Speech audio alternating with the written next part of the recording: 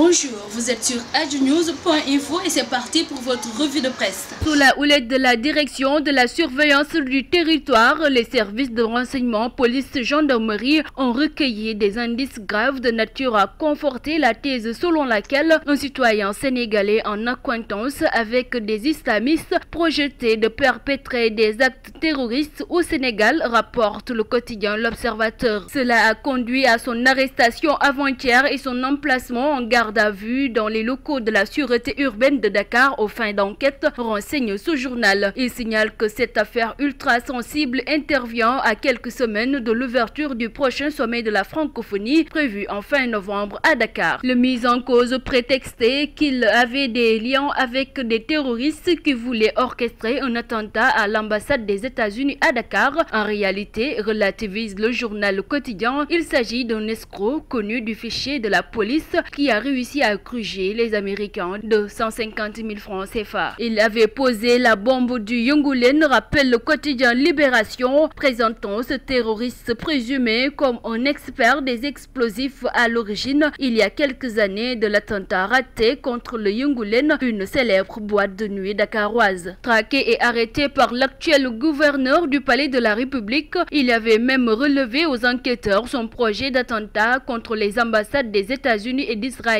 au Sénégal, lui qui devrait tirer au mortier depuis l'immeuble Kébé, indique le journal. Après 9 ans de prison, ajoute Libération, il est revenu à la charge, sauf que cette fois-ci, c'est lui-même qui s'est rendu à l'ambassade de France et celui des États-Unis pour leur prévenir de projets d'attentat contre leurs ressortissants et leurs intérêts au Sénégal. Ces mensonges devront lui valoir un déferment pour escroquerie et diffusion de fausses nouvelles. Il reste que Dakar est depuis quelques jours placé sous haute surveillance policière. C'est dans ce cadre que ce présumé terroriste, très connu des services de la police, a été arrêté mercredi passé pour acquaintance avec les milieux terroristes algériens, note Wagram Place. L'homme serait en effet en relation avec un Algérien qui projetait de commettre des attentats à Dakar, mais le flou demeure autour de cet homme qui serait peut-être un escroc terroriste. Toujours est-il que les forces de sécurité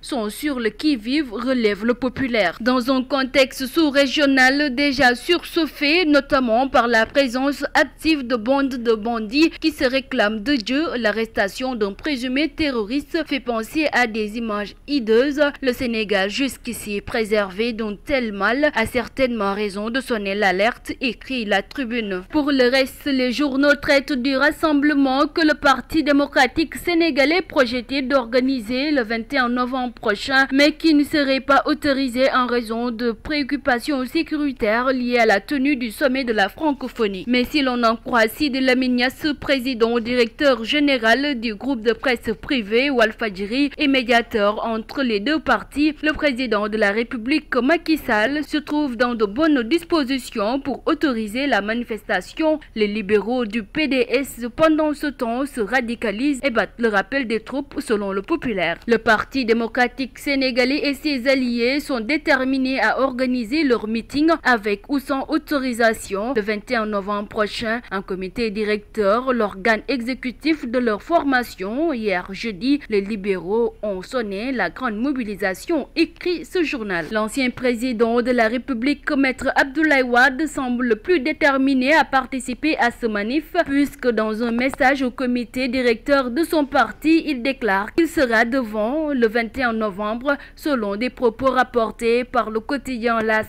Au nez et à la barbe de Macky Sall qui a invité les libéraux à surseoir à le rassemblement par le biais du Premier ministre Mohamed Boun Abdallah Dionne lors de sa déclaration de politique générale. Modou Diagne Fada, président du groupe parlementaire des libéraux et démocrates, a indiqué que l'instance dirigeante du PDS confirmait sa position de tenir son meeting à date échue, souligne Sud Quotidien. L'État encerclé, conclut le quotidien Enquête via sa manchette. Selon ce journal, ce meeting, s'il aura lieu, serait très encadré, suffisant alors pour que le Forum civil, antenne sénégalaise de Transparency International, fasse rappel. Dans ce même journal s'est fait l'écho, il n'y a ni état d'urgence ni état de siège au Sénégal. Fait divers, acte contre nature, un jardinier sodomise un élève de 11 ans, nous révèle le quotidien La Tribune. Le jardinier, sous Souleymane Diouf est vraiment dans de sales draps. Il a été arrêté et écroué récemment par les hommes du commissaire Abdou Sarr du poste de police de Sicap Mbao pour abus sexuels et actes contre nature sur un garçon âgé à peine de 11 ans. Sport, je suis prêt pour Ama Baldé, déclare Gouye Gui dans la tribune. Selon le journal, Gouye Gui a déjà choisi ses adversaires, même s'il n'a pas cité encore de nom. Le poulain de Mor Fadam n'exclut pas Ama Baldé cette saison, un lutteur qui est pour lui un bon challenge et dont 4 promoteurs ont annoncé vouloir cette affiche. Pour le roi du Simpi, Tapha Tine est son nul.